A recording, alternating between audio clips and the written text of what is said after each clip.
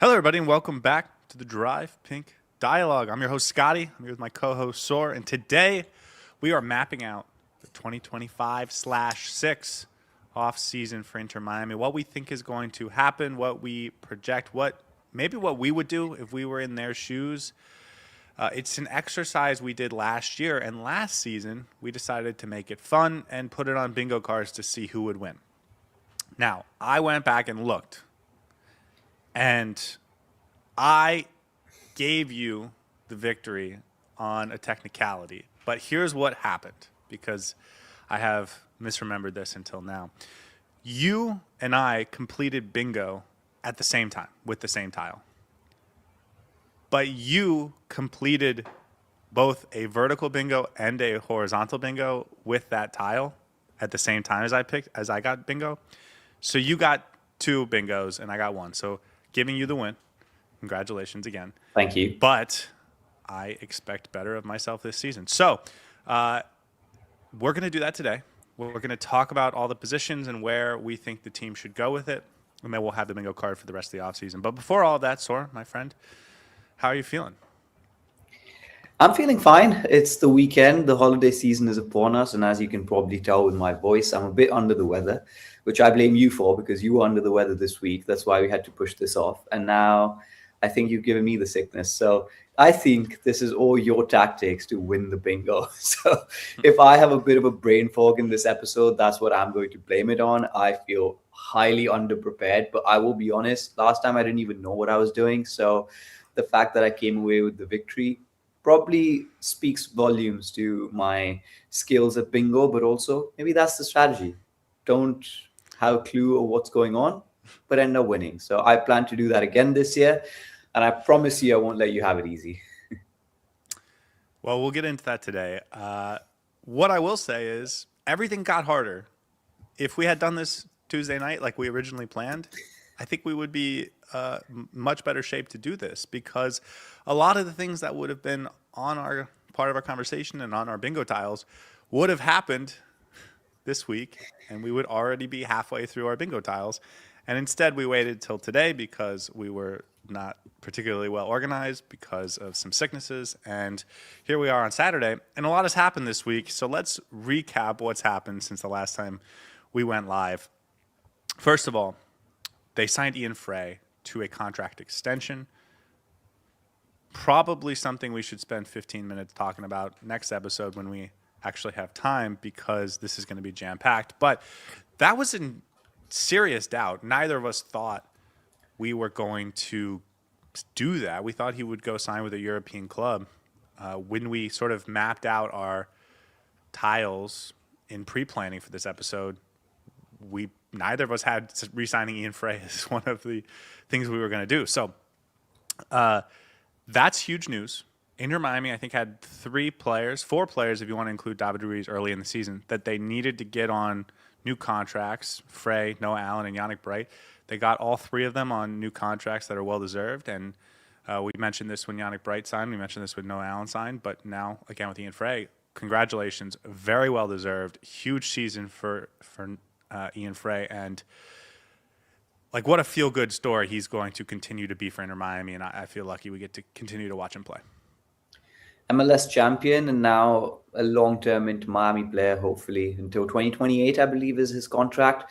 I agree with you. I think neither of us thought that he's going to be re-signed. I was thinking that he's probably getting offers from Europe or somewhere more lucrative. And I'm sure Inter Miami's trying to sign him, but he has plenty of options on the table. The fact that they were able to lock it down that quickly, the fact that they wanted to lock him down that quickly speaks testaments to how much impact he had on this team last season. I think that's exactly the kind of season we wanted from Ian Frey, one that's filled with growth, that's filled with sustainability, and that's filled with stability. And he played so well for every single minute that he was put on the pitch. One of the most consistent performers. And I think he deserved that contract. And I'm glad that we're at a point where we can say that Ian Frey is still an Inter Miami player next season.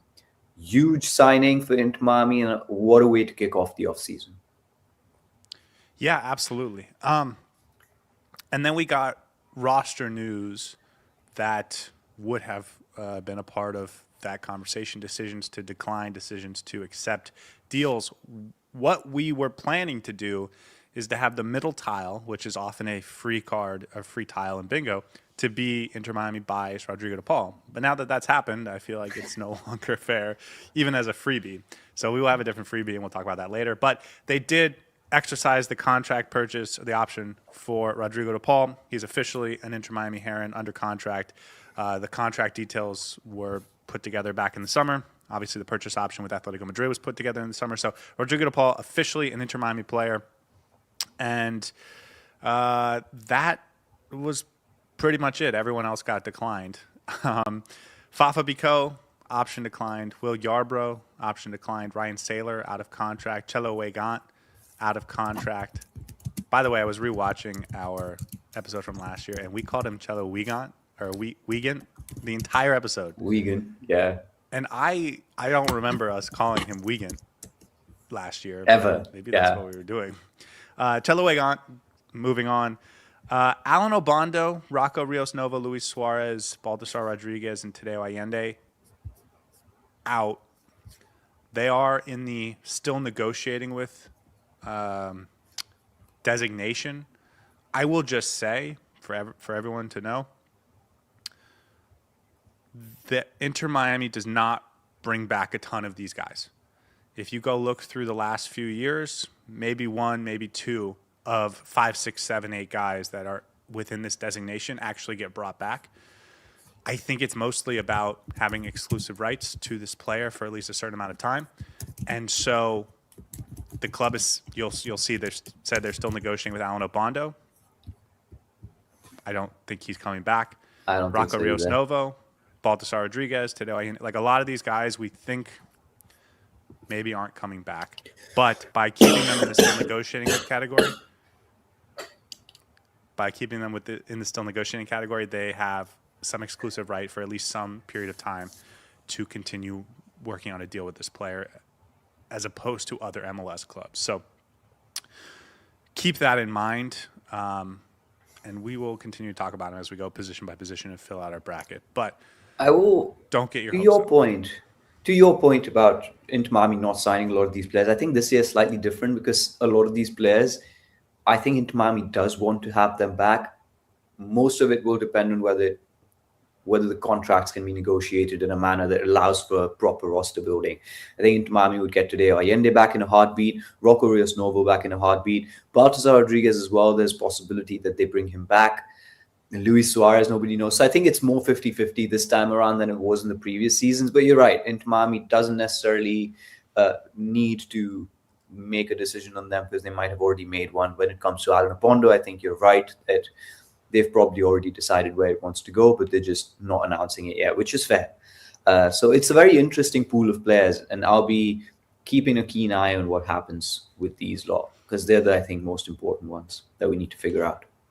Yeah, but just same front office last year. I think they had 6 or 7 players that were in this category, and the only one that ended up coming back was Oscar Starry, and that was after they went out and tried to find a different goalkeeper. So I just keep that in mind. And we move from there. Okay. Anything else you want to talk about? I mean, there's some preseason news, but I think a lot of this is unrelated to the episode at hand, and we're going to take a long time to get through this episode. So, ready to just get going? Yeah, I think so.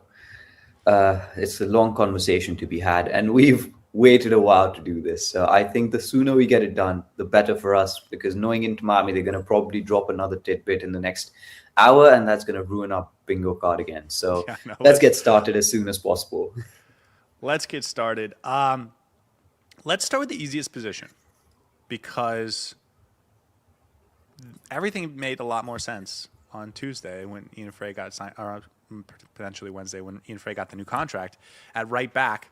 Ian Frey back with the team. We know he can play right back, and we know they have a deal in place with a right back from Argentina named Facundo Mura from Racing Club. It was reported by Tom Bogart, I believe, yesterday that Inter Miami is going to complete this deal. So I think smack it right dab in the middle. Inter Miami signs Facundo Mura is the freebie because it's already being reported that it's going to be a done deal. But he still plays another game with Racing Club tonight. It's the last game of Racing season. So for right now, it is not official, and I think that makes it eligible for our bingo card. Put it right smack dab in the middle of both of our charts. That's the freebie. And then I think Inter Miami's done it right back. You have Facundo Mura, you have Ian Frey who can play there, and I think we'll also get minutes in other positions next season. And then you also have Izzy Boatwright as a third choice option in case, and by that I mean 100 minutes next year, 200 minutes. Like, you have the emergency option. So you don't need to go sign another player. I think they're set. Lujan. Back. And Gonzalez, well, we'll talk about Lujan.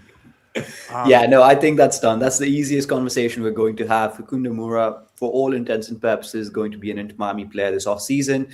I'm excited for that. The fact that we're keeping Ian Frey and then bringing in Facundo Mura makes me a little bit more comfortable with this, because I know I trust Ian Frey with my life and with my 3 points every time we go on that pitch. So even if Facundo Mura turns out to be like a bum signing, it's fine. We have Ian Frey in that position, so we will be okay. I am very comfortable with this, and I don't think we need to talk more about right back position. You said it.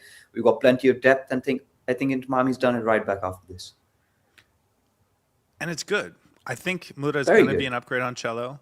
Yeah. And I think he's going to I think Mura is going to be a 65% of right back minutes next year. And I think Ian Frey is going to get starter level minutes in terms of number of minutes, but it will be some at right back, some at center back, some in the midfield. And they're both going to be sort of pseudo starters in terms of how many minutes they play at the end of the season if we get to, if they both stay healthy. So I feel great about right backs now, and I think Inter Miami can kind of cross it off the list. I really do. Yeah, it would depend on how Facundo Mura is as a player. Actually, for me to say that this is probably Inter Miami's strongest position right now, I'm not going to make that claim by any means. But yeah, I think this is one I think where they've done it intelligently and exactly how they should have done it. And we thought that Ian Frey wasn't going to come back, and that would have complicated things a lot, because then you have to go for a second choice, you have to look for the right contract options and all of that conversation. So I'm glad we don't have to do that here. Every other position I think is somewhat in flux. So this is the one that I think is finalized. Once Mura puts pen to paper, I think it's over. Okay, let's C3, go back. baby. Give me Facundo Mura. Yeah, same. Let's head back to goalkeeper. And everything else from here is a real conversation, and this is going to start with it. Inter Miami doesn't buy Rocco Rios Novo. Now, when Rocco came in, he had played 2 seasons in the USL. He's owned by Lanús, a club in Argentina. He had played 2 seasons in the USL on loan. Was coming in to be a backup goalkeeper. I'm certain that the fee that Inter Miami was put into that loan deal as a potential purchase option would not have been particularly high, because Lanús would have he was a USL Division II type goalkeeper, doesn't have incredible physical traits that make you think he's going to become a superstar, and he was going to be a backup at Inter Miami. He would have also signed a potential contract with Inter Miami that would activate upon that purchase option, which again, you would imagine would be for pretty team-friendly contract, because he would have been a backup goalkeeper this year in theory, and maybe he would have gotten a couple starts, but I don't think anyone could have predicted he would have been a starting goalkeeper in the MLS Cup and winning the MLS Cup for Inter Miami. So the deal you had in place last year, I would imagine, is much more friendly to Inter Miami than any deal you're going to negotiate now. And because of that, I think by declining his his purchase option, they're saying we don't want Rocco Rios Novo back. And so I don't think we're getting Rocco Rios Novo back. I think we're getting Rocco Rios Novo back. I think they're going to go in and they're going to renegotiate. Obviously, his performance levels have absolutely skyrocketed from the expectations. He's broken every imaginable expectation that Inter Miami front office may have had from him, or the fans may have had from him. This is a player that has performed so well that you can't possibly think we can replace him with the same lucrative contract options, with the same lucrative salary options. Team friendly. Exactly. And it's going to be very difficult to find a keeper that fits all those boxes, that is within the team friendly bracket, is not earning exorbitant amount of money, does not take up an international roster slot. So there's a lot of boxes that Rocco Rios Novo checks, and I don't think there are too many players out there who will fit that ilk. Now, my understanding of this situation, and maybe we can talk about other goalkeepers, because I think that will determine how Inter Miami actually builds the goalkeeping squad. But I think they do want to bring back Rocco Rios Novo. I'm going to go ahead, jump the gun. Stop me if you want me to not mention this, but I don't think Ustari's coming back. They're going to try and buy out Ustari, and then they're trying to look for another goalkeeper who can compete with Rocco Rios Novo. So that's the way I'm thinking about it. I think Rocco Rios Novo has done immensely well to cement his position in the Inter Miami squad, well, last season, but also I think he's convinced fans, he's convinced the front office that he's worth buying again. So I think if Inter Miami is able to, they will bring Rocco Rios Novo back. I don't think that's like a 100% guarantee. I'm still a little bit on the fence with it, but I have a feeling, my gut says they will try to bring him back. And if they do that, I will be definitely on board with that situation. That's what you would do. No, but I also think that's what Inter Miami is going to do. It's not just, that's why I said I'm not fully convinced that's going to happen. But if you talk about statistics, I think Inter Miami is leaning more towards buying Rocco Rios Novo. He's a fan favorite now. I think he's cemented himself as a squad favorite as well with his performances. Inter Miami has only ever lost one game under Rocco Rios Novo. You name me another goalkeeper that you can bring in who's going to be as easy to sign and who's going to have the same level of upside that Rocco Rios Novo has. Well, Rocco 4 days ago would have been easier to sign than Rocco now. I still think there's a universe in which they're trying to buy him. Yeah, I think it's weird that they didn't just buy him, because I can't imagine the deal is going to be any easier to pull off now than it was a week ago. But maybe it will be. I don't see it. And so now I'm looking at my list of things that I put in, and buying Rocco Rios Novo was one of them. So I might have to fit him in somewhere unideal later. I think they're going to go buy a veteran goalkeeper, and I think they're going to bring in some young, the next Rocco, to be the backup. And I do think they're going to buy out. Ustari, but I think that's going to come later.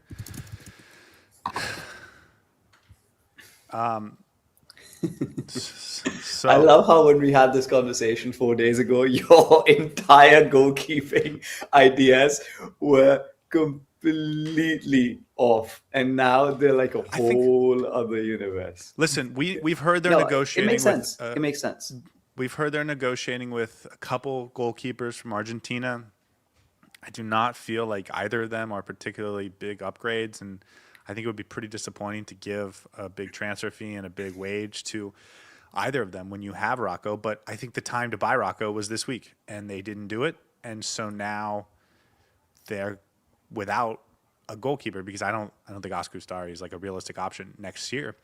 And the thing is, if you bought Rocco, who is American, you're only spending one international roster slot in your goalkeeping situation with Ustari as your backup. I think by not buying Rocco, and I don't think they're going to go get an American goalkeeper or one with American ties that would not require an international roster slot. I think you have to then get rid of Ustari, because you don't want to spend two on that position. Now you have to use your one buyout on Ustari, and like it's they really didn't play this well. And you know why? Think the way you could start to fix it is by buying Rocco, which they didn't do. And so I think they're just going to buy a veteran and kind of try and lump the rest of it together later on. I've got 2 points on this. I think the reason they're struggling in the goalkeeping position, which I feel is the most murky, because we don't really know what's going to happen, and they've sort of cornered themselves. This has happened because of all the decision-making that went behind the scenes last season. This is a consequence that we're now seeing from last offseason. They weren't sure how they wanted to play there. Well, in their mind, they were sure how they wanted to play the goalkeeping situation. It didn't work out the way it did. And I think the crux of the entire problem is giving Oscar Ustari that contract that they did last season. It's not just that, though. it's thinking that there's some automatic upgrade. And that's what Yeah. they thought last year. Like Drake Callender was a top 10 goalkeeper in the MLS, and they thought we can go get some. We thought we're going to go get some dude that's going to be the best goalkeeper in MLS, and they didn't. And they ended up with Ustari, and Ustari, who they still thought was going to be an upgrade on Drake Callender, was awful. And so now you once again have a young goalkeeper that is good enough to win you MLS Cup, and good enough to beat Liga MX teams, and good enough to do everything you want from him, and cheap, and American, and also is also half, part Argentine, and will fit in hopefully culturally and all that. That's what I'm saying. So, The upside is so high that I can't see them was- not signing Rocco. I'm thinking they're probably like, we'll let the loan option expire. We're willing to renegotiate the contract because maybe they want to pay Rocco more. Maybe Rocco's asking for more money and they want to renegotiate some of that, which is a possibility, right? That's a viable option for them to consider. So I still think I have hope that they're going to try and bring him back. I think Inter Miami would have put him under, they would have had a contract agreement in place if they activated the buy option when they brought him in on loan. I guess they didn't have to, but that would have been my understanding. So I think it's weird that they didn't do it already, and I'm going to put Rocco Rios Novo in my bingo card at some point, but maybe I'll wait until the end when we're filling in blank spots. What I do want to do is say that Inter Miami is going to sign a number 1 goalkeeper, and I'm putting it in my bingo chart at C4. Inter Miami gets a new number 1 goalkeeper. That's a bold little box you have there, C4 right next to C3. I am going to say Inter Miami is going to buy a starting goalkeeper. I don't think it's going to be a number 1, but I think it's just vernacular at this point. But I agree with you. I think Inter Miami is going to sign a starting goalkeeper who will compete with Rocco Rios Novo. And this will be a Oscar Ustari replacement. Let's be clear.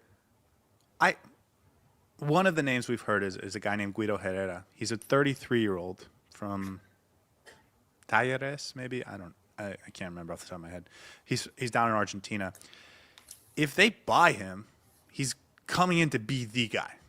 He's not coming in to compete with Rocco. Now, if he's not good, maybe Rocco will overtake him 2 games before the end of the season and lead us to another MLS Cup. But I really don't see them spending a transfer fee and giving a guy, especially a veteran, a pay bump to come be a backup. So I think they're bringing a guy in to be the number 1. I really do. Okay. Anyone else? Buy a starting goalkeeper for me is at C2. Okay. And then I'm also ready to put in they buy out Ustari. I think they have to buy out Ustari. I think they do. And I'm gonna go with D1 on buy out Ustari. I think I'm going to go with B1 on buyout Ustari. Okay. And just to be clear, I think there was a world where Ustari could have come back as your backup goalkeeper next year if you got a young American goalkeeper to be your guy, someone like a Rocco Rios Novo. But I think if they're going to go the direction of getting a veteran Argentine number 1, then I don't think you can have that wage or taking up an international roster slot as your backup. I think that will happen later on in the offseason. That's why I put a little bit less of a prestige spot, but I do think it will happen. I will say this could make or break our bingos.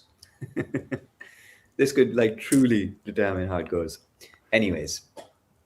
And then as far as anything else for goalkeeper related, I'm going to wait till we get to the end and maybe fill something in if I have to. Okay. I'm going to fill it in, but I'll wait until the end as well, just so that I don't play my cards too early. Okay. But I'm going to say they are going to buy Rocco Rios Novo. So. Okay. Let's get to center backs. They are finishing the season with Noah Allen, Maxi Falcone, Toto Aviles, and Gonzalo Lujan. All are under contract for next season. Ryan Saylor, who did play a few minutes this year, is on his way out. His contract expired, and they are not negotiating a further deal with him. So they have 4 guys on the roster. We know they tried to bring in another center back in the summer transfer window. Gonzalo Piovi didn't happen. They at one point had an extra center back, David Martinez, earlier in the summer. And then when his loan expired, they tried to replace him and they never could. But they at least wanted an extra center back of quality in that room. But on top of that, I think there's a lot of these four, potentially half of these four, are not going to be here next year. So let's start with the guys on the roster, and then that'll help us figure out what they need to bring in. No Allen, back. Obviously. Okay. Is a centre back option, is a left back option. Perfect. And just gets the new contract. I think he's in. I think there's a world where he goes to Europe, maybe in the summer after the World Cup or something. But for now, I think he's just in. And then Maxi Falcone, definitely back, right? Sorry, I was about to sneeze. But yes, I think Maxi Falcone has to be back. His performances were behemoth in the playoffs, and I don't see a universe in which they let go of Maxi Falcone. He's an Inter Miami player for all intents and purposes. And not just the playoffs. I mean, the last 2 months, he was really, really good. Okay, Toto Aviles. Not the season he would have wanted. This is a guy that's on a U22. They paid a lot of money for him, $7.5 million. I thought with Tata Martino, he was getting better every month. And I don't know if I could say that this year because we didn't see enough of him to make that determination. But clearly he's not in the plans for Javier Mascherano. And so, listen, we saw him, I think, overtake Gonzalo Lujan when it came time to really make the right decisions in the playoffs. He did get a start in the Club World Cup. So, like, it's not that Javier Mascherano sees nothing in him. But I do think if we were getting a new coach, which is not going to be on our conversation list today, we would be feeling like maybe there's a chance he's back. I think he's pretty much gone. He's a young center back who needs to continue developing, and that's not happening in Inter Miami. I think he's gone. Not just because Inter Miami doesn't want him back. He's occupying a U22 spot. He's not a starter for this Inter Miami team. Seems to have fallen out of favor for Javier Mascherano, which is surprising because Javier Mascherano basically knows him really well, has coached him at the international level as well. But I think there's just too much happening there in terms of a player who's a U22, is not playing first team minutes. He would also want to explore options where he's getting starting level minutes, and he has ambitions to play in Europe. So I agree with you. I think they're going to sell Toto Aviles. Do you think it's going to happen soon, or do you think it's going to be at the end of January? No, I think it's going to be later. I think he's going to go to Europe. I don't think he's going to go back to Argentina. Maybe there's a world where he ends up in Atlanta with Tata Martino and Chris Henderson there, but I think they're going to try and move him just like they did with Redondo to Spain, and maybe there's like a sell-on clause that they can get their money back. So he gets to pursue going to Spain and living out his dream of playing in Europe and gets to sort of take that step. Inter Miami potentially has the financial upside to make some money. And then he is no longer occupying a U22 spot, and that frees them up to do some other things. I think this is very likely, but I don't know how prime of a position I want to put it in because I don't know if it's going to happen particularly soon. And can I go first? Be over by the time. Go ahead. I think I'm going to put him in B5, sell Toto Aviles, because I agree with you. I don't think it's going to happen immediately, but it's going to happen at some point. I won't be surprised if Toto Aviles is not an Inter Miami player. I'm going to go with A1. Interesting. I'm going to go with A1. That's a prime spot, though. Oof. Yes, it is. I think they're going to sell him. I think maybe the other thing that might sort of facilitate this is that they've probably been thinking about this for the last 3 or 4 months, and clubs have maybe had him on their radar, and so maybe they feel like there's already a match in terms of a team that might buy him, and so maybe they could activate it at the beginning of January. So I'll go A1. Let's move to Gonzalo Lujan. He was one of Javier Mascherano's guys. He was the Javier Mascherano guy at the start of the season. He was the Javier Mascherano guy at the start of the season. Whatever Gonzalo Lujan is as a player, I don't think he played well in 2025 for Inter Miami. He eventually gets benched, and the defense improves dramatically. So I think if Javier Mascherano was leaving, this player would leave too. But he is on a long, big contract. And I don't know if that keeps him or if that makes it more of a priority to move him on. I think they want to sell him, and that is evident by the lack of minutes that he had in the playoffs and the preceding months. I think it's going to be really hard for them to do it, and that's why I don't want to use up a prime spot on my bingo card for Lujan. I think this is as much of wishful thinking of the two of us wanting him gone, but I think if they can, they will try to get him off the books. It might just be really difficult given the contract that he's on, and it's a long-term contract as well. So they're not going to buy him out. That's not going to happen. But if there's a team that comes in for him, maybe they sell him to them. But I don't see any MLS team buying him. I don't see suitors lining up for him. So it's going to be difficult, but I think they do want to sell Lujan. So they will try it. And for that reason, I'm going to keep it on my bingo card, but maybe on a less of an important square.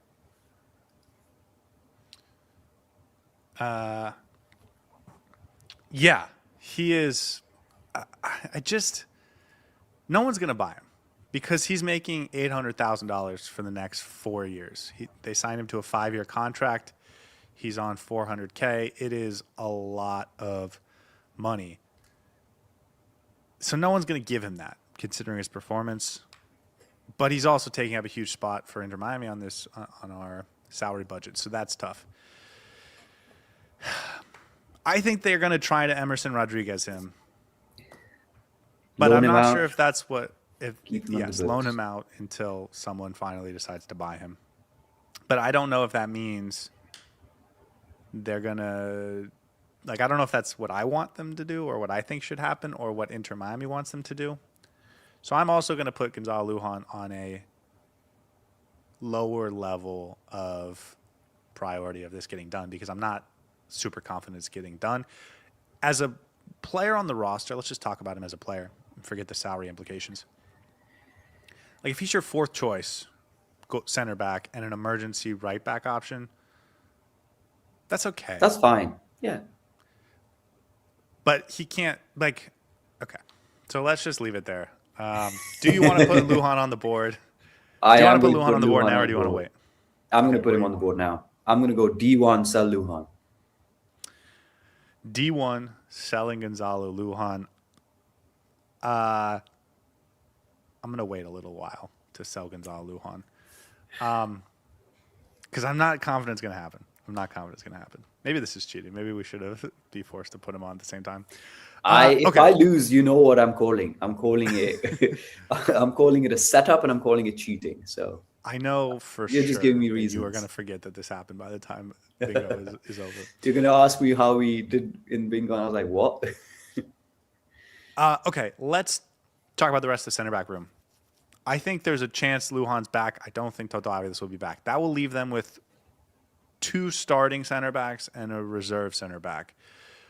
I think that's definitely not enough. So for the 4th straight season, Inter Miami, I think, needs to go buy a number 1 center back. And I think they will. They tried to get Gonzalo Piovi in the summer. Obviously, it didn't work from Cruz Azul, but I think they understood this roster needs a top-of-the-room center back. Is he going to be a left-footed center back? Take Noah Allen's job? Is he going to be a right-footed center back and then it becomes like a 3-man rotation? I think that's up for debate, but I do think they're going to sign a number 1 center back, and I feel pretty confident about that. So I'm ready to lock that into A3. A3, interesting. I'm actually going to go in a similar vein. I do think they buy a starting center back. You raise an interesting point, whether they buy a left-footed or a right-footed center back. Intuition would suggest they'd want to replace Aviles if they sell him. So maybe get a right-footed center back to replace Aviles and have it as a backup option. But if we're saying they're bringing in a starting center back, maybe they want to do it with Noah Allen. So I don't know that. Let's keep that out of the equation. I think we're complicating the conversation by adding that element. So I'm going to say Inter Miami buys a starting centre back, and I'm going to go C5. C5 for you. Okay. If they buy a number one center back, just not related to Bingo, but just do you think he's going to be a guy that's on the same level as Noah Allen and Maxi Falcone, or do you think he's going to be he's the number one, clearly? I think it's going to be competitive. It's hard to buy good centre backs that are proven in this league. It is. And yes, you try to get in a centre back that you might think is going to be a starter, Luhan, and then he just doesn't perform the same level. So I think it's going to be very toss up in the sense that they're going to try and bring in somebody who will compete with Maxi Falcone and Allen to be the first choice, but it won't be outright clear whether he is until he actually puts in some performances. Now, if they bring in somebody like a veteran, I've heard Otamendi rumors and all of that, then that would probably put it more towards him being the starter and then Allen and Falcone competing for minutes. Okay. That's still not enough, I don't think. I agree with you. If you have those three, but you don't have Gonzalo Lujan, they still need another player, but I think they need a second center back regardless. I don't think Tyler Hall is going to make the jump from 0 minutes to 700 minutes, and I think they're going to need another center back to give them 700 minutes. So I think they're going to sign a second center back as well this summer, just like they did last year, just like the year before, They need two center backs. And I think they're going to do it again this year. But that second one, I think, will be more of a rotation piece than a starter capacity center back. This is very, very tricky for us because if one of the pieces goes wrong, then I feel like the others are so interlinked that it could mess up our entire bingo board. So you have to be so careful with this. I'm actually going to keep this on the side for now. So I'm going to say they will buy a backup center back, but I'm not going to put him on the board as of now. I think I want to wait to see how my bingo develops before I actually give that a position on the bingo card. But I agree with you. Go on. The other problem with this is it's going to be later in the cycle. So yeah, it's part of the strategy here is. And I think it could be somebody that's unproven, young, that can come in to do a job if needed, is decent, but not entirely, is not a veteran by any means. So a backup centre back could be like a young 20-year-old as well, who's played enough minutes and has some experience in South America, maybe MLS, but I doubt it's going to be the MLS. But yeah, somebody to just have bodies in the centre back position. Otherwise, we're going to have to see Lujan. And let's not forget, we also have Ian Frey, who could play that position. So that's an excellent point, actually, because so that actually means maybe we only need a second center back if Lujan leaves. It's an excellent point. We'll come back to it. Okay, let's move to left back. So Jordi Alba retiring. He played 99% of minutes he was healthy for. Noah Allen was the backup. I think they're comfortable with continuing to have Noah Allen be a center back, but then when you need a left back, he can just fill in there. So I think they have one left back on the board, and I think it's Sergio Reguilon. We've heard this name for over a month now. He became a free agent from Tottenham in the summer, has not signed with anyone, and I think that's because he's going to sign with Inter Miami. So I have Sergio Reguilon signing with Inter Miami, and I'm putting it in B3. There was some debate about whether we sign Kai Wagner or whether we sign Sergio Reguilon. Still haven't learned how to pronounce his name, so maybe give me like another 12 months and I might get there like we did with Wiegand. I haven't actually thought. You said D3 is where you're putting him? I'm putting him in B3. B3. Interesting. Actually, I'm also going to go somewhere similar. I'm going to go C4 because I think this is more or less a certainty. Now, Inter Miami might completely surprise us and bring in somebody else. And that could ruin my board. But I think they sign a left back, and the likelihood option is Sergio Reguilon. Jorge Mas mentioned after the game last Saturday that they already have replacements in mind for Sergio Busquets and Jordi Alba. I think for Jordi Alba, it's Sergio Reguilon. They're just waiting to announce it. And so I think this one is pretty much locked in. We did hear a rumor by Kai Wagner. I don't think that was real, just putting it out there. So I think it's Reguilon, and I think it's then a done deal after that. And I think that wraps up left back. Like, I think if you get Reguilon, you expect him to play the majority of minutes, and then you have no Allen in case of emergency, and then maybe Tyler Hall is like an ultra emergency type piece. So I think that wraps up left back. Oh, lost Saur for a second. I'm sure he'll get his audio fixed in a minute.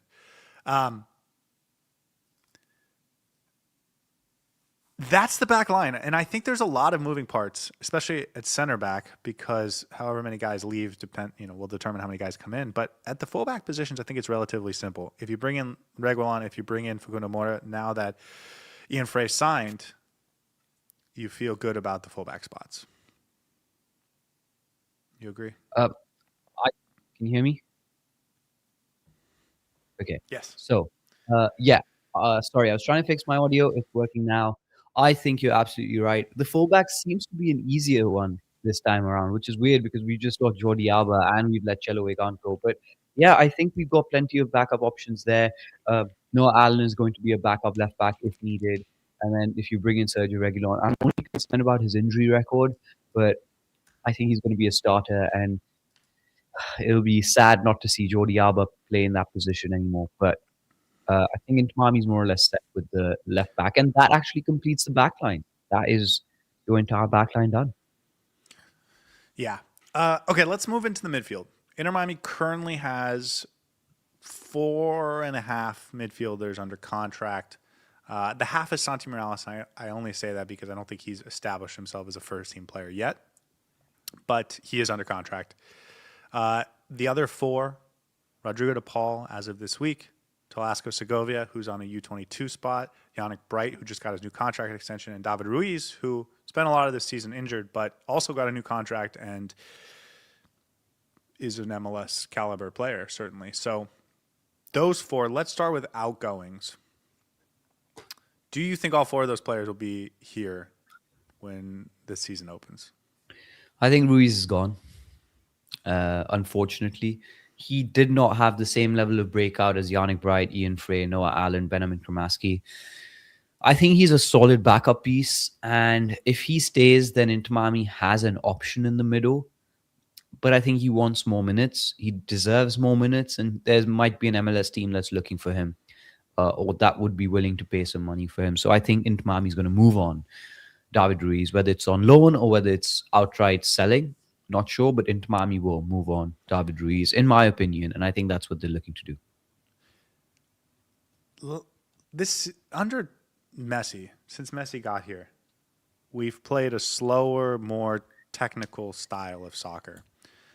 One of the things that we're probably not going to get into too much this episode is what style they're going to play next year, and if it is more athletic and combative, and I think we saw signs of that in the playoffs. I do think David Ruiz fits that style a little bit better than what he fit this season or even last season. So I don't know if that means that there's a role for David Ruiz under Javier Mascherano, but we'll see. I agree with you, though. I don't think he'll be back next year. There was talks about him leaving in the summer, but with Kromaski and Redondo leaving, and his injury, I don't think they were comfortable quite pulling the trigger on it. I'm not sure they found a deal they really liked, but I don't think he played a minute since then. So, and he's also at a very crucial. He's a very crucial juncture in his career as well. If he stays on in Inter Miami too long, he loses out on the opportunity to establish himself in another team. Because the older he gets, the more teams are going to look at and think, do we really need him as a player? So I think he himself probably wants to play more minutes, and he would be willing to make that move if he's able to get minutes elsewhere and establish himself as a first-team player elsewhere, which I think he's more than capable of doing. So I think this is sensible for all parties, and it would just make a whole lot of sense to move him on, which is fine. It's not a bad deal in my opinion. You ready to put it on the board? I have already. I'm gonna put him on D5 only because I think it's going to be slightly later in the off season, and I don't think it's going to be an immediate um, decision because Inter Miami is notoriously slow at selling players as well. So I think it's going to happen slightly later in the off season. Do you think they are? You think he goes to another MLS club? I think we heard about some Brazilian clubs back in the summer. Like I don't necessarily think it's a guarantee that it's to an MLS club, but I do agree with you that it'll be later in the window. Yeah. I'm gonna hold off on this, although I like your pattern that you got developing here. That was very unintentional. I had a lot of scribbles as well all over my board. So, yeah. Let's go to the other midfielders. Telasco Segovia, Rodrigo De Paul. Rodrigo De Paul is going to be here. Lock him in. Yannick Bright, I think he's going to be here at least to start the season. I do think he'll have his opportunities to go to Europe at some point, but at least until the summer, I don't think we have to think or worry about that. I think he'll be here to start the season. You agree? I agree with you. Yeah. And so that leaves Telasco Segovia. We heard rumors in the summer that teams were trying to buy him, and Inter Miami only had him for 6 months, and so I don't think they were particularly keen on entertaining those ideas. Now it's been a year. Like I think they would be more willing to entertain the idea of him leaving if they felt the price was good. I will remind everyone that Casapia, the club he came from, has 50% of his rights. So they sold him for $2.5 million, but they will only get 50% of whatever they sell him for. So that also is like a big factor. He would have to be sold. They would have to sell him. I'm sorry. They would have to get at least $5.5 million for him to max out the amount of TAM, or rather GAM, they would get by selling him, which means you'd have to sell him for at least $11 million. That I think is maybe an interesting number to keep in mind because I don't know how many teams in Europe have that type of money to spend in the winter window, especially in the leagues that I think he would fit really well in. So I think he's going to stay for now. What do you think? I think he stays for now. I don't think they're going to look to move him on. It doesn't make sense. It's the winter transfer window. If he has ambitions to go to Europe, he's going to have a lot more options in the summer. And I think that's probably a consideration that the club is making and he is making himself just because of the options available to him, just because of the caliber of the player that this is. Inter Miami is going to keep him on. He is going to be a key piece of our season. But I think if the conversation happens about moving him on, it's going to be in the summer and not right now. So I think he stays. I also think Inter Miami's primary goal next season is to win the CONCACAF Champions Cup. And Yeah. that will end before the summer window opens. So like I think Inter Miami would be more willing to sell players mid-season I agree. this upcoming year than they have been over the last two, and maybe are even more than they would be this winter because I think they really want to go for that trophy. So I think he's going to stay. And I think he can be a starter for Inter Miami next season. So I think that's a consideration. Segovia? Absolutely. Yeah, I think Segovia has to be a starter next season. I think so. What happened this year, I think, was really bad, where he got benched, even though he was clearly one of the best 5 or 6 players on this team. So I think he'll be locked into the midfield, and I think they're going to have to sort of guarantee him a starting spot next year to keep him, or he'll be wanting to move. But if they do, and they talk about him moving in the summer, like I think convincing him to stay for those next 6 months, I think is pretty easy at that point. So I think he'll be back. So that leaves us with Yannick Bright, Rodrigo De Paul, and Telasco Segovia, plus Santi Morales as the only midfielders on the roster. That's not good enough. You're losing Sergio Busquets. You're losing David Ruiz. You already lost Benjamin Kremaski. You already lost Federico Redondo. That's not I do have a curveball to throw at you in my option of tiles. I think they move Santi Morales. Okay. I think he is one of those players that they're going to get a lot more money for, or I think he's one of those players that they can actually move out quite in a point where teams will be looking to have him on the roster, on their roster. And I think if Inter Miami is looking to bring in, which is my assumption, by the way, and this leads into the conversation that you were coming at, a second center midfielder and a defensive midfielder, which according to me is, I think, what they're looking to bring in. They're going to have to move Santi Morales out. I don't see him having minutes on this team next season. This season itself, he didn't have that many minutes. And I think given how notorious Javi Mascherano is in not using his entire squad, I think there might be a conversation to be had about Santi Morales being moved. Now, I don't know if it's a sure shot that that's going to happen. And maybe I will put him in a spot where I'm like, yeah, this is, unlikely possible, but I'll put him on my board in a very unprofitable tile. But I do think that's a point, and I do have a tile for him. So maybe come back to me later, or I can maybe put him on the board now. Give me a second to think. Over to you. Okay. Curveball, certainly. Maybe more of like a screwball than a curveball. That would be something, because you're right. Santi Morales has not been given an opportunity to break through.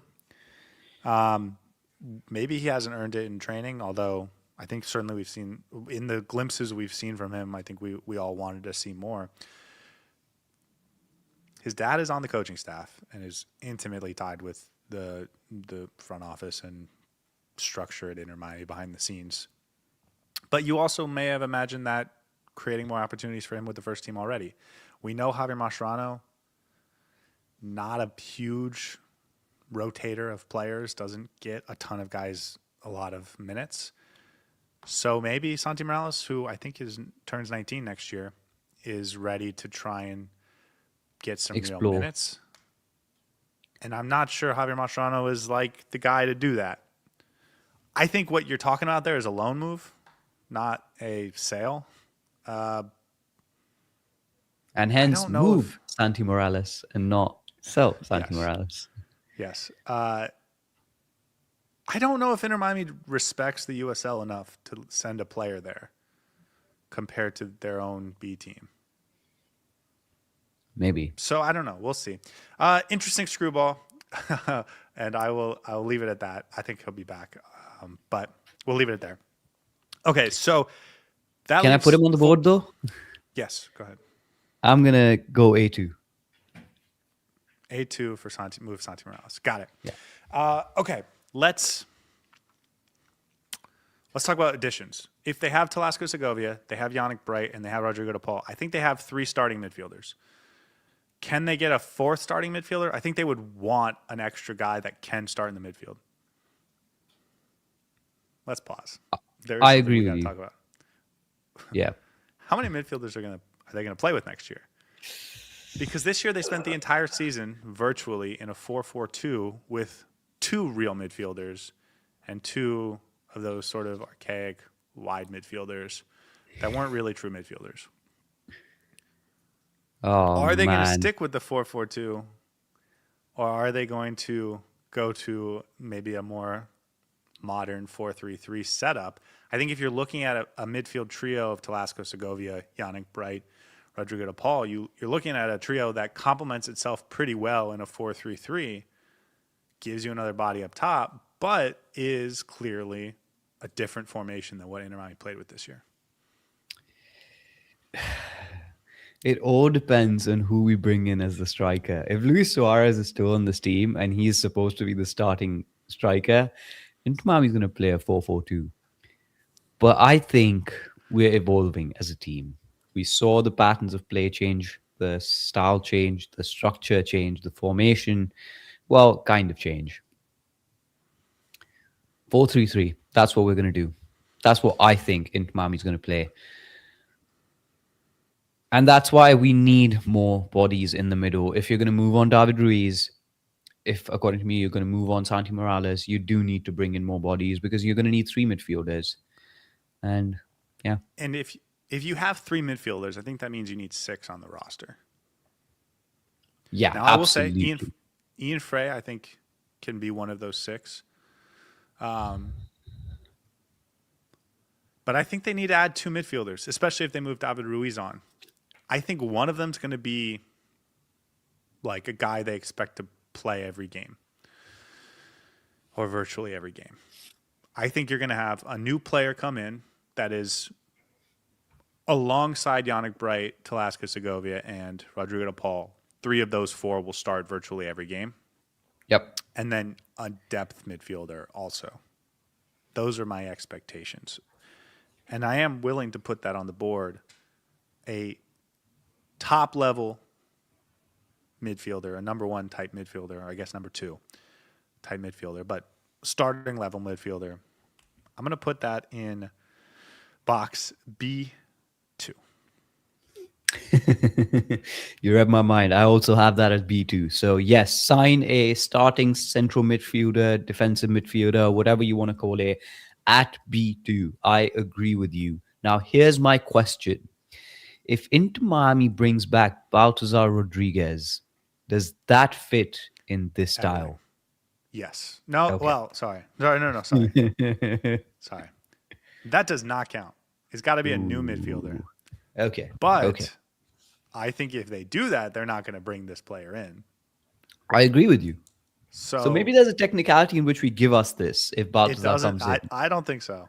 I don't Okay, think it fair, satisfies fair. satisfies the tile, but it will screw up our board. So that'll be something to consider. Do you think Baltazar's coming back? No, I don't think so. I don't think so. If you're Ross and Club, by the way, you're about to have your fullback stolen by Inter Miami for free. Are you giving Inter Miami the option to bring Baltazar back on loan? I don't know if you are. Are you giving them the option to buy him for cheaper than what you thought he was worth a year ago? I don't know if you are. So, just like the Rocco conversation, I think the time to buy Baltazar was probably Yeah. this week. And since it didn't happen, I'm imagining it's not going to. I don't think it's a guarantee, though. I think he could be back. But now you're opening him up to the entire pool of potential options to bring in. And when you do that, I think Inter Miami might find other options that they like better. So I don't think Baltazar will be back either.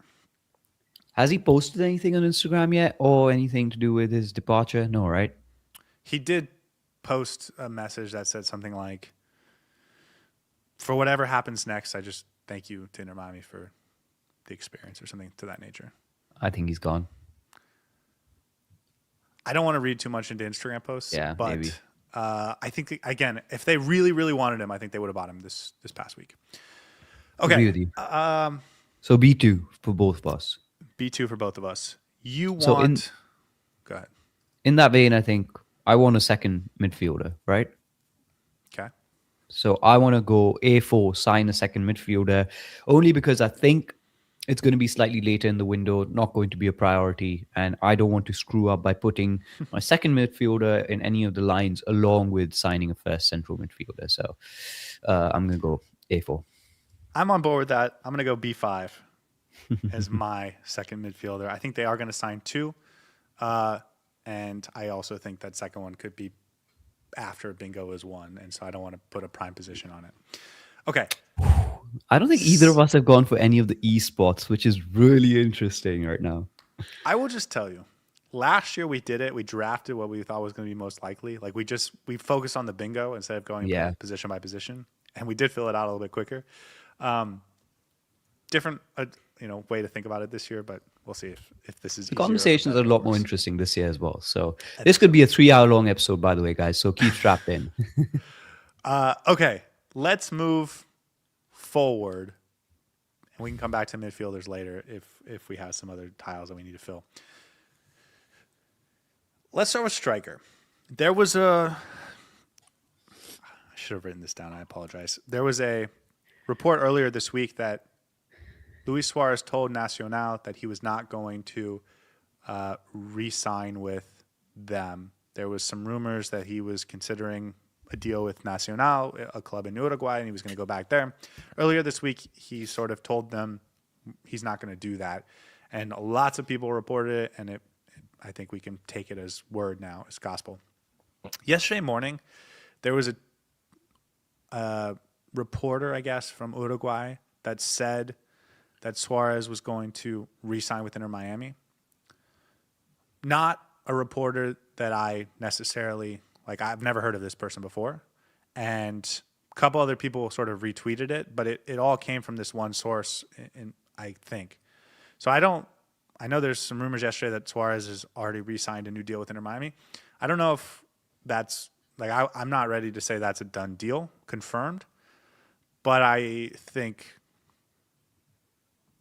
we're heading there. What do you think? I think we're heading there as well.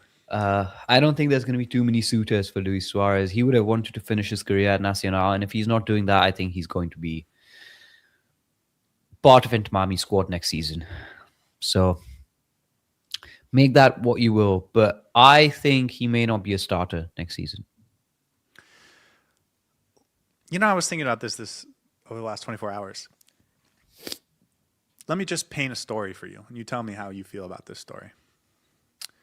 Inter Miami signs Luis Suarez to a 1-year contract extension, and he is the starting striker for Inter Miami next season until the World Cup. And then Inter Miami signs a DP number 9 from Europe that is of a much higher quality, and that he is our striker for the next 3 years. So that Suarez would spend the first half of the season as the number 1 striker, and then would be sort of a backup role player in the second half of the season. Because I'm thinking about this DP striker situation, and I'm not seeing a lot of guys in Brazil or in Argentina that I am fancying as the number 9 that I think Inter Miami should go after. I think it's going to be much easier to get a real number 9, high-quality number 9 in the summer when the European season's over. And so how does the idea of saving the DP spot until the summer, signing the next Human-Son or whatever, come July, and then riding with Luis Suarez as your striker for the first half of the season? Risky strategy, because if you want to win the CONCACAF Champions Cup, that's going to happen in the first half of the season. So yes, risky. Does it seem realistic, though? Very realistic. I think that's like 70-30 with what you just said, being the favorite. I think if Suarez is coming back, we're not signing a DP. Number 9. Number 9. Sorry. I agree with you. I think if he comes back, he's number 9. I think if he comes back, he's going to be the starter. I see people talking about a reduced role or whatever. I don't get that. Suarez is not going to be a good piece off the bench. He's not going to be a good piece that comes on for 20 minutes every other week. He's not going to be an impactful bench piece. Like, the way to get the most out of him is to play him all the time. He's talked about a lot about how if he's not playing consistently, his body gets tight and it becomes worse. We saw in the playoffs when he did come off the bench, he looked really, really bad. And didn't even come off the bench in the and didn't even come final. off the bench if the game was still in doubt. Like, and maybe the only reason he came off the bench at all is because the first couple games were just, we were winning by 3 goals and it was over. I will say, I don't think Luis Suarez is a bad player, and I don't think our offense has been transformationally better. I will say the last 4 games of the playoffs, we scored 16 goals. In the 4 games before his suspension, we scored 16 goals with him starting all 4 games. So, I don't think bringing him back as the number 1 striker is disastrous. Probably not what I would do, but I think it's realistic, and I think it would also allow you to wait until the summer to sign like a big name DP number 9, sort of just like last year, Human-Son became available. Like next year, Inter Miami could go get that player in the summer, whereas that guy would never be available in the middle of the season in Europe because they're in the middle of the season. So, like, that seems like a plan that actually makes sense to me. As much I've as heard everyone Marcus wants Rashford is unhappy at Barcelona, so if he's available in the summer, bring him in. No, but I mean, a year ago, you wouldn't have thought Human-Son was going to be at LAFC or Thomas Müller was going to be at Vancouver, right? So I do think names will be available Attracted, in July that we aren't thinking about now. I agree. Okay, so where does that leave us? Resigns Luis Suarez. I think they're re-signing Luis Suarez, and I'm putting it Okay. in D3. I'm gonna go for my first E. I'm gonna go E1.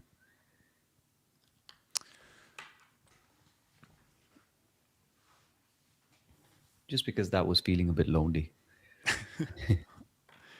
You know, I have my, like, I'm keeping track of mine with just a sticky note, and I just turned it sideways, and now I'm not sure which way is actually right because I didn't actually put which are my columns and which are my rows. See, that's So the difference between a winner and a potential winner. I still feel more organized than what you did last year when you won. So Hey, I'm okay with that. as Okay, reigning champion, we all have our strategies. Okay. Suarez, do you think there's going to be any sort of token sense that he won't be the locked-in starter if they sign him back? I think there might be. Also, explain token sense. What does that mean? Do you think they're going to bring in a second striker that is a guy that will actually play Um, or I potentially think play? they need to bring in a second striker, and I think I know who that's going to be. Maybe today Oyende is coming back. Okay. And they're going to try and replicate the same sort of a play style in the CONCACAF Champions Cup at least, and then give Suarez minutes in the MLS. In the interest of not turning this into a 3-hour podcast, I'm just going to say we should have a conversation about what they should line up like Yeah. and formation and all that stuff next year. But we'll save that for next week. You think they're going to bring back Tadeo Allende? I think they're going to bring back today Oyende. And that being said, I think I've gone 4 out of 6 of them bringing players back, which we said is not likely. So what do I even know? I think they're going to bring back today Oyende. You know what my thinking about this is? He was phenomenal last 3 months. He's playing with confidence. He's enjoying his football. I think the only barrier to Tadeo Allende not coming back is Tadeo Allende. If he gets an offer from somewhere where he's like, damn, I have to take this opportunity. I'm gone. I'm back in Europe. Maybe. But I think he has enjoyed the stardom that he's faced at Inter Miami that he's not going to enjoy anywhere else, or not to the same level. I think he's going to give it one more year, and I think he's going to come back. We're going to re-sign Tadeo Allende, I believe. You want to put it on the board? I do want to put it on the board, but I need time to think about where I want to put it. So I'll turn to you to talk. I don't think they're going to re-sign. I don't think they're going to re-sign Tadeo Allende. Here's why. I think Tadeo Allende last year he was on a $1 million salary, and if you give him a very modest bump on that, let's say 1.2 million, and you spread that over 4 years, and then you buy him from Celta Vigo for the price that Celta Vigo bought him for, which I think you could negotiate really. If Tadeo Allende wants that, then you can fit him in as sort of a high TAM level player, and I think Inter Miami would absolutely do that.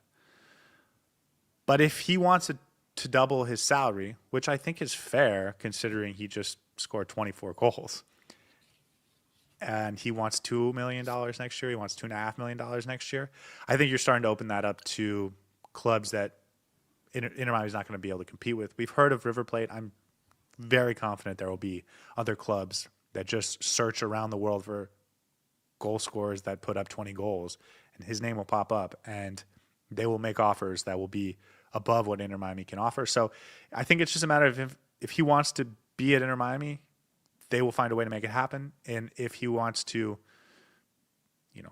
pursue a different opportunity, he will certainly have those other opportunities, and I think those will be more lucrative. So I don't think they're going to bring back Tadeo Allende, but I think it'll be his decision. Can I go with Inter Miami signs a second striker then? You might have actually convinced me. I don't know. Why don't we go to where I'm going to take this next, and then you can decide. Okay. Yeah, sure.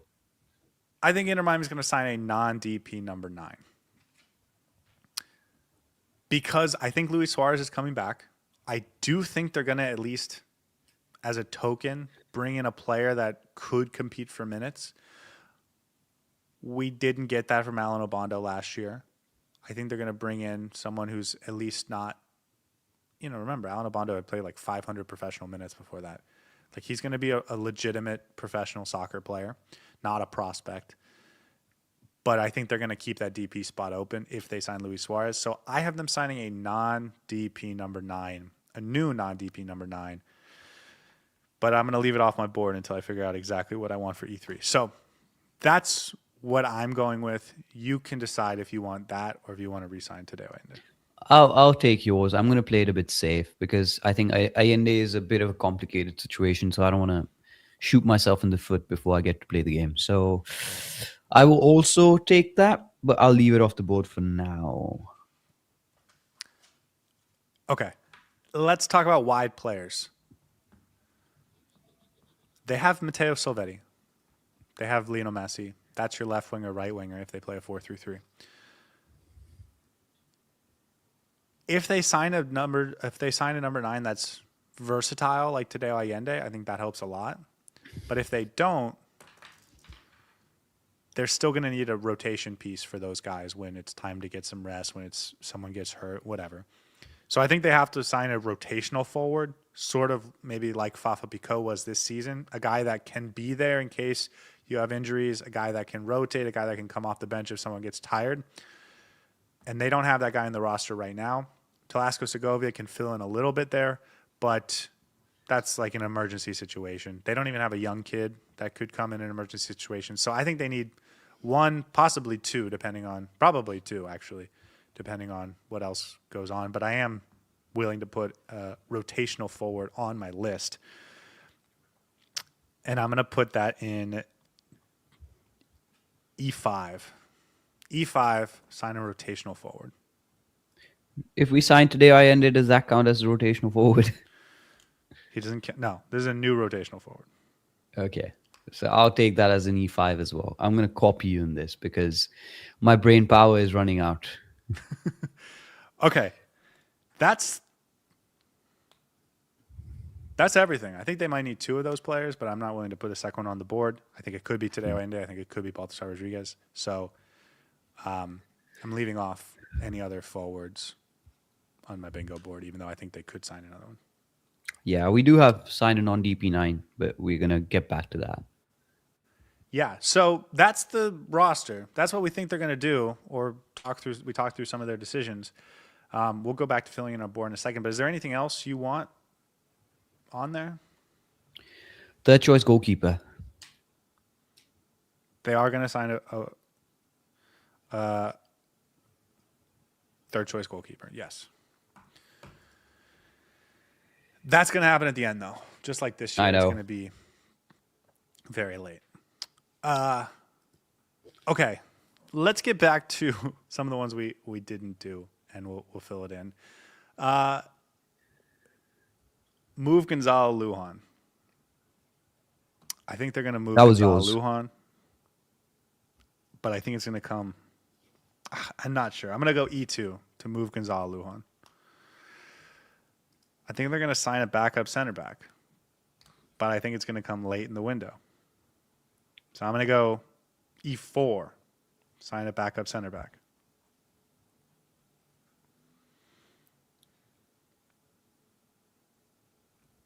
Interesting. I'm looking at my board. What do I think is for sure certainly going to happen? I want to say I have like my 3 row that I'm feeling my most confident about. I'm trying to decide which one is going to happen first.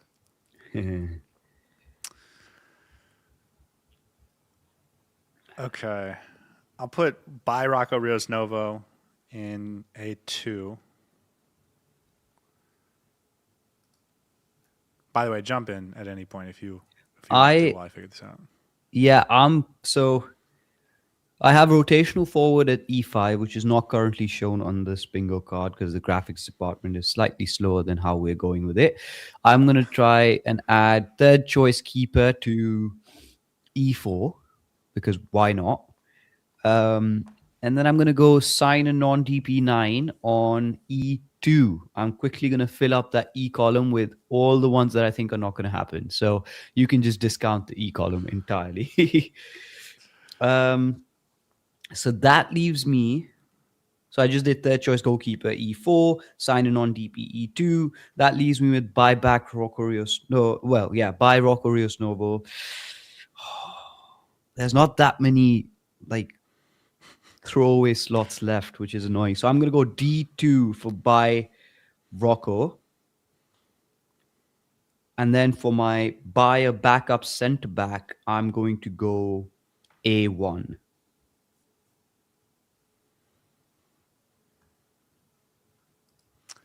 Let me know if I need to repeat that. No, I'm just giving the graphics department a little bit of time to process everything, because There's we're a lot running through them happening. quickly now.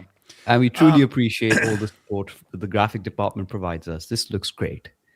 Yes, it does. You know what this looks like? This looks like a winner's bingo card. That's what it looks like. This looks like a winner's bingo card. No. This No, I looks think this- empty, mate. Yours is so bad. Okay, I'm gonna move David Ruiz. I think David Ruiz is gonna move. I'm gonna put him in C5. C5, move David Ruiz. We're gonna get to some ancillary things because we're I know. running out of time. The fun ones, I think. I think they're gonna buy out Oscar Scotty eventually, so I'm gonna put that in D4. And I think that's it. Sign a non-DP number 9. I think that's the last one I haven't put yet, and I'll put that in B4. Sign a non-DP number 9. Okay.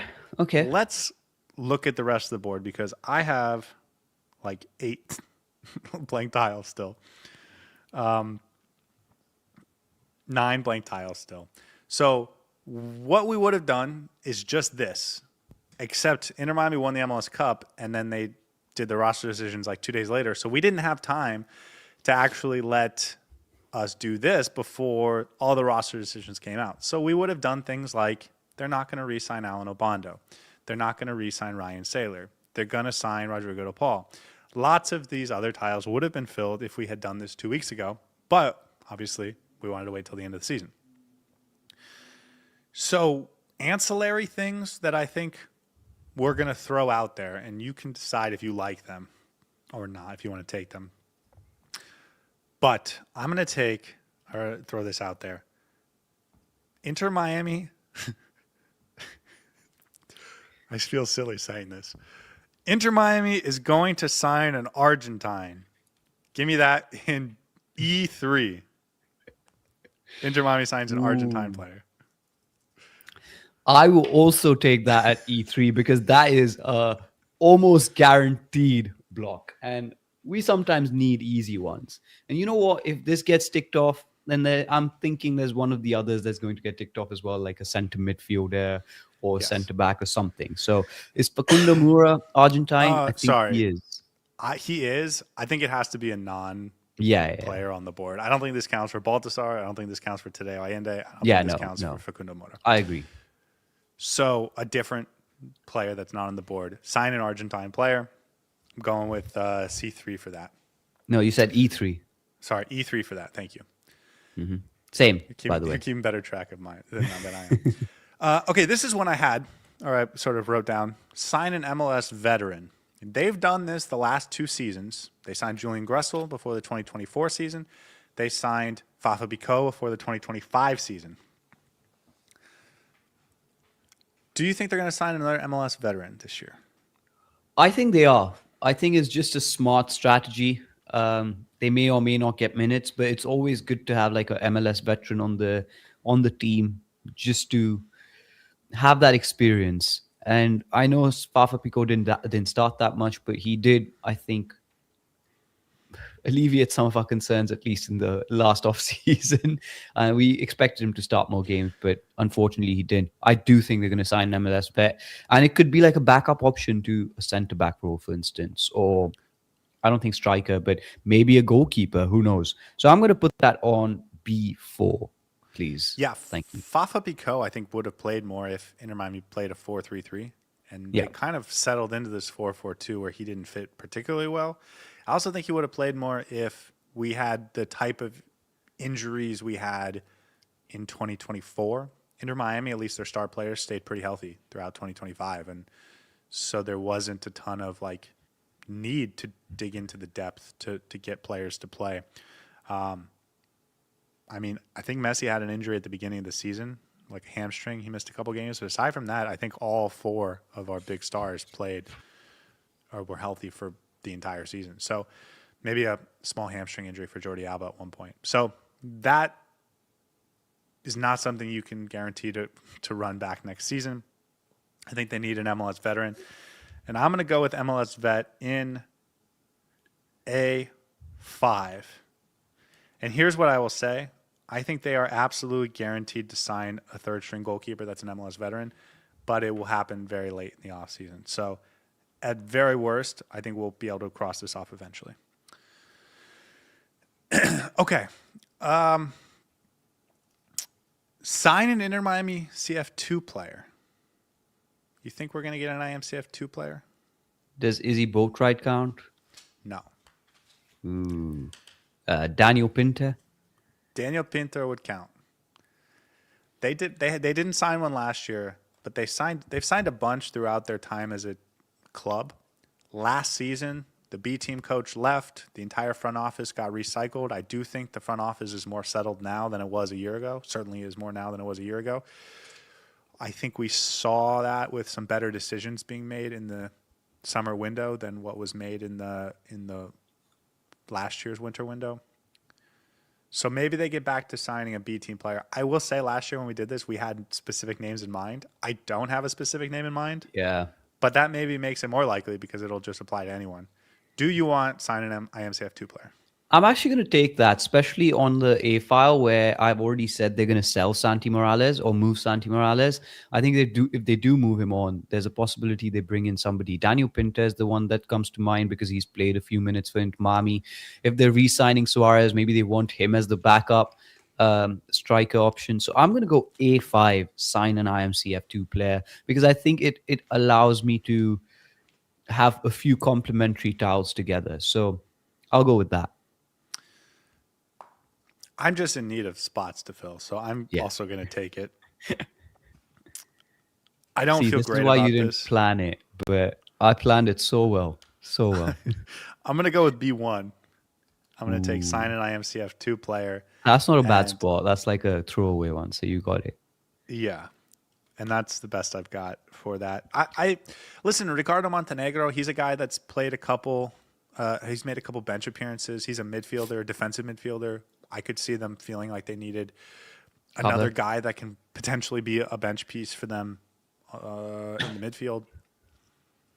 Jack Pym, I will say, I think some of their higher upside guys have left the academy because they weren't given chances with the first team. So I don't actually think there's like a star level prospect, but Inter Miami's going to have supplemental roster slots that they can sign these guys to. And then, you know, if it doesn't work out in a couple of years, you can help them start their career in the USL or whatever. So, and we've seen Inter Miami do that successfully as well. So I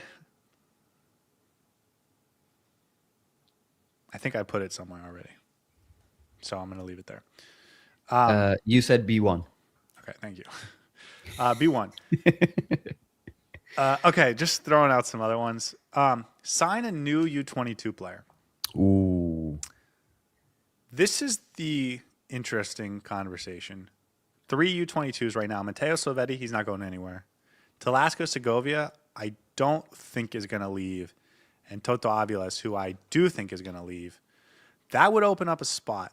Now, maybe they just re-sign Baltasar Rodriguez. Maybe they just buy Alan Obando, and that wouldn't satisfy this requirement. But what do you think? You think they're going to fill it? You think they're going to...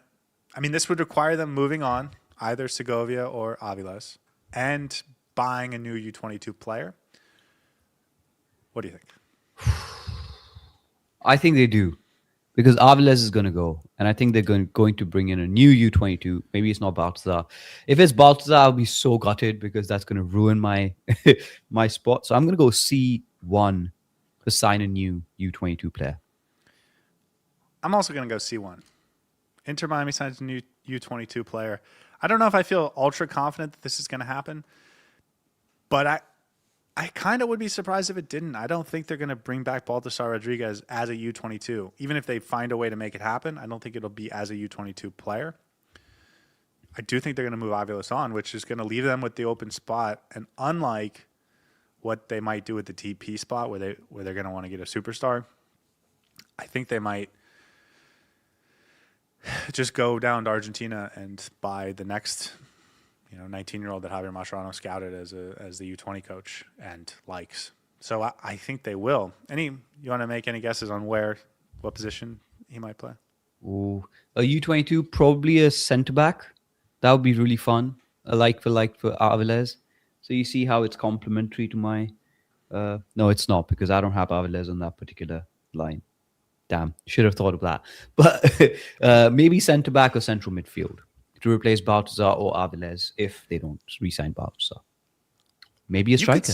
Who knows? You could see how a midfielder could make a lot of sense because you would have Rodrigo de Paul playing every game, and then Segovia, Yannick Bright, and a new U22 midfielder being a trio that is young enough to not demand a spot in every single game, but is good enough to play all the time, and then have those three guys sort of rotating through two spots. Do you think there's financial constraints on this at all? I don't think so.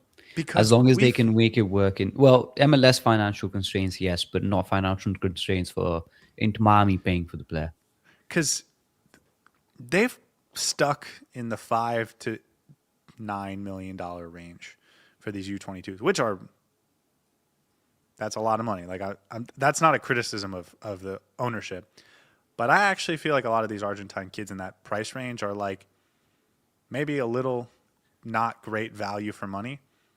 And if they went into the like $15 million range, they might get a little bit better value for money. But that is a lot of money also. So I just want them to sign the next Thiago Almada, and I think that would cost more like $15 million than 6.5. But also, I think any player would be pretty nice to have. Do you think there's any chance they would sign a U22 striker? I think there might be. If they're bringing back Luis Suarez, they're like, but then that kind of does away with our theory about bringing a DP in the summer. Maybe they just go super ambitious. Who knows? I think there's a chance.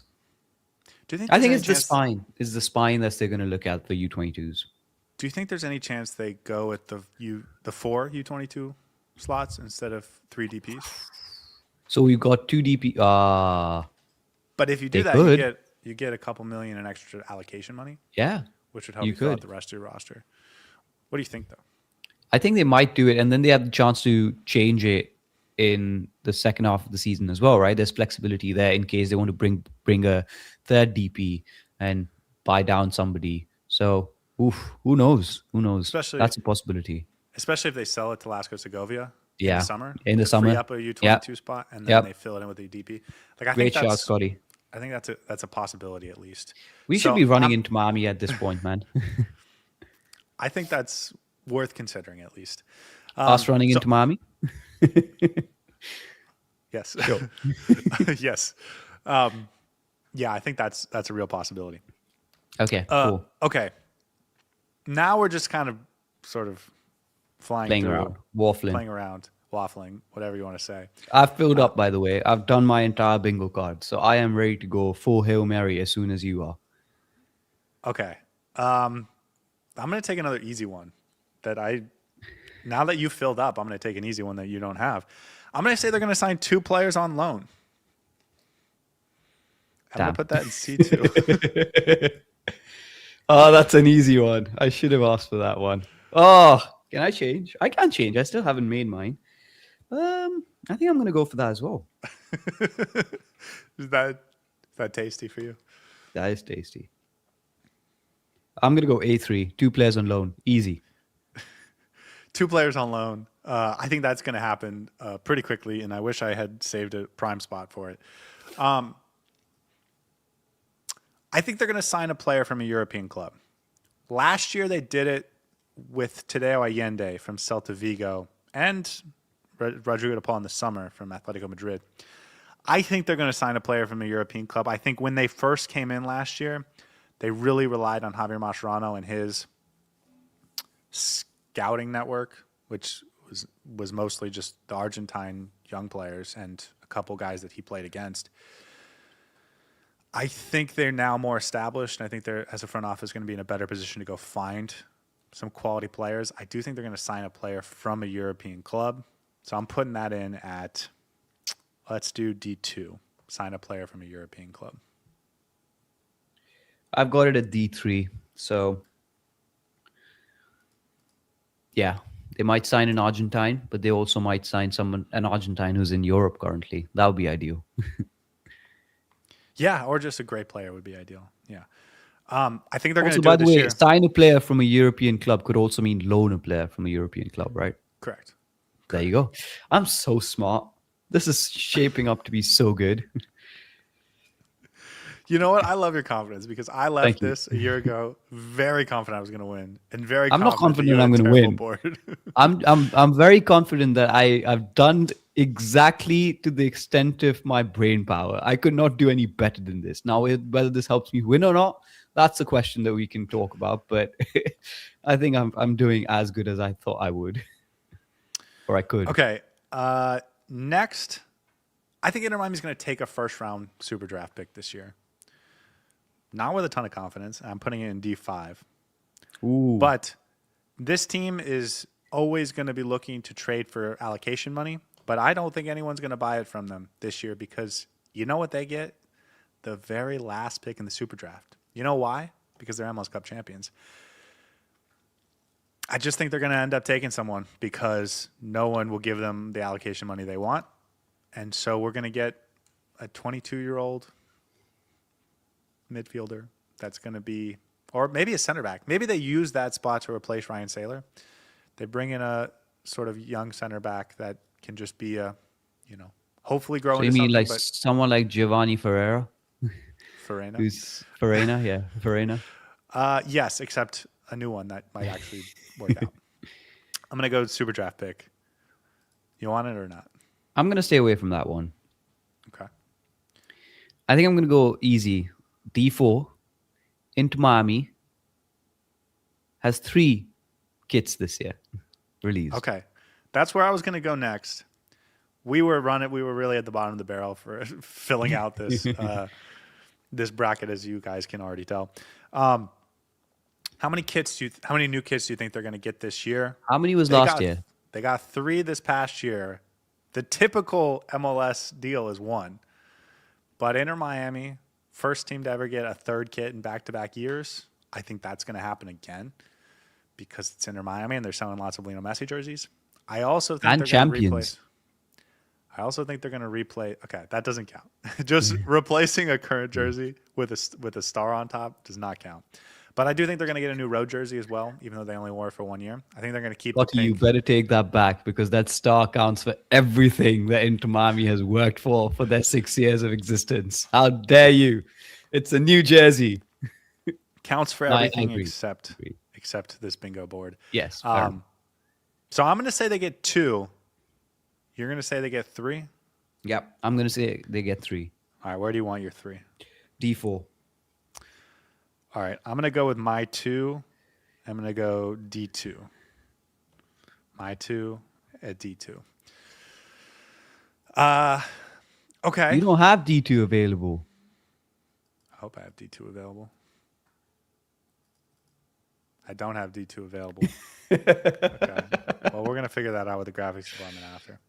You got 2 spots available. You got E1 and you got A4. So pick one. That's all you can do.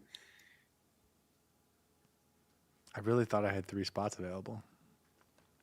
No, Okay. we I use guess the I'll go first with- round draft pick, and then you got. Okay, 2 I more. guess But I'll go anyways, with E1. anyways. E1 for the 2 kits. Also, if there's any discrepancy, we can edit it out in the post and give you the final bingo cards. Check out our we'll Twitter for figure it that. out. Yeah. Okay, so then I have 2 things left down, and I don't know which one to pick. My last two are sign a DP number 9 in case that ends up happening, because I think it's at least possible. And I have break the Inter Miami transfer record, but I think those two would be the same thing. Yeah. So fair I enough. don't know which to pick. And I guess I will go with Inter Miami breaks their own transfer record, not the MLS transfer record, but their own transfer record, which is now Rodrigo De Paul, 17 million. I think if they go out and buy a number 9, that's a DP from somewhere.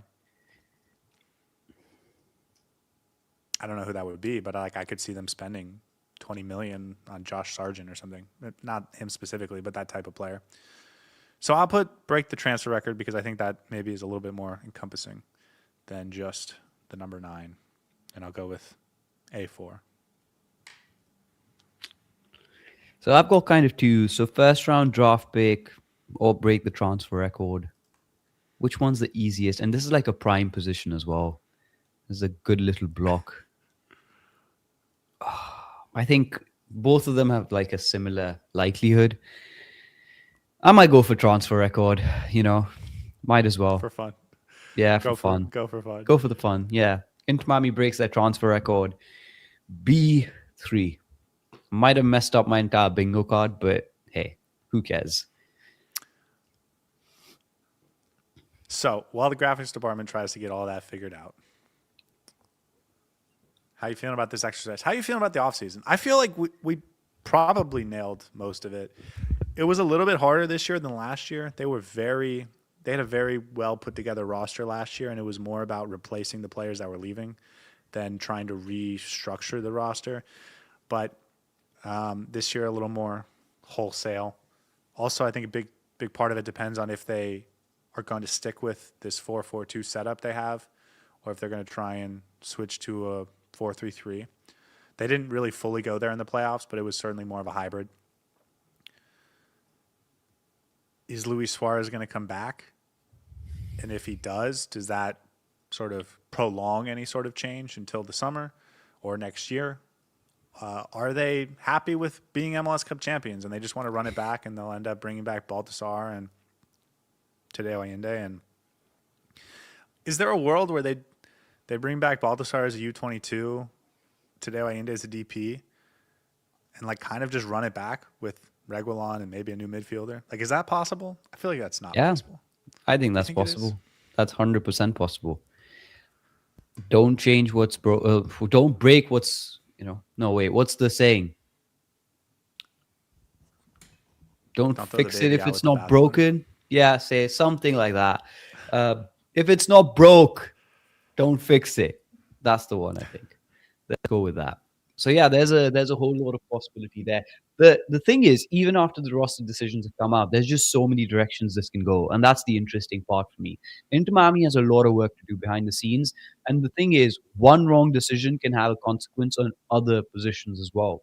And that's what we're seeing with this bingo card as well, right? There's so many interconnected decisions that they have to get it completely right. So I hope they manage to.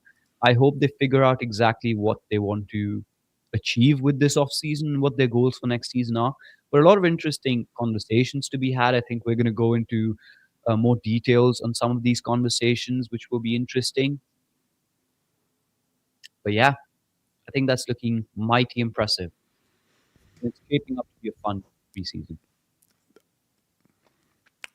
I apologize if you're listening on audio, but I just want everyone to know for the record that he just said it's looking mighty impressive while he was looking at my bingo card. I knew you were going to say that. So I feel good. Impressive. I think you're looking good. I feel good. I think this would have been a much easier exercise if we did it a week ago, because lots of things we thought were going to happen have already happened. And so now we had to sort of reach for some maybe less likely things. But I feel pretty good about one of us getting bingo in this exercise. If we don't, that's quite embarrassing. It's hard, man. They've already done a lot of their business, right? Yeah. A lot of the because they're not going to sign 25 new players. They're probably going to sign like 8 to 10. And they're only going to move like 3 or 4 because they've already gotten rid of 6 or 7 from the roster decision. So we were late on this. We were certainly late on this. But better late than never, though. So I'm glad we did this. I'm glad we put in the effort, and it's conversations worth happening. And I always enjoy this style of a video as well, because you get to have those conversations, but at the same time, you make it a bit of fun. And, the competition begins now. So I hope the best man or the best bingo card wins. And do you know what the prize is for winning this bingo? Starting off with the awards. Next That's season, what it was last time. the winner of bingo gets to give out man of the match first next season. So, guys, that's it. And that's Saur, any that's final huge, thoughts? by the way, because it's very helpful to have less awards to give when you go first. But no, that's about it, man. I enjoyed this exercise. It was good. We said this was going to be a long episode, so thank you so much for the 105 people who are watching across our platforms. It's always a pleasure. I know we were a little late this week. Just been dealing with some sicknesses and some cold and all of that. But we will be back with more episodes, more discussions about Inter Miami's off-season. Hopefully, we start to get some transfer announcements, and it's all fun and games up until the season starts. So stick with us. Yeah, guys, we'll be back next week. Maybe we'll talk about what Inter Miami should do in terms of structure and formation next year, and whether they should be bringing back Luis Suarez. And I'm sure we'll get more details. Facundo Mura playing his final game for Racing tonight, so I imagine we'll get even more official news on that next week. Sergio Reguilon, I think, is another player we might hear about. And then they're going to be negotiating for players. So it's kind of here. Unlike last year where we had them 5 weeks before the offseason got going, it's just going right now. And that is kind of exciting, but I don't know if we get quite the breath of fresh air that we did last season. So interesting times. Guys, thank you so much for watching, and we will see you guys next time. Hey everybody, thanks for tuning in. Do us a favor and hit that like and subscribe button. Since our first viewer, sharing this with you all has been the very best part. So from the beginning until the end, thank you for being a part of this and have a wonderful day.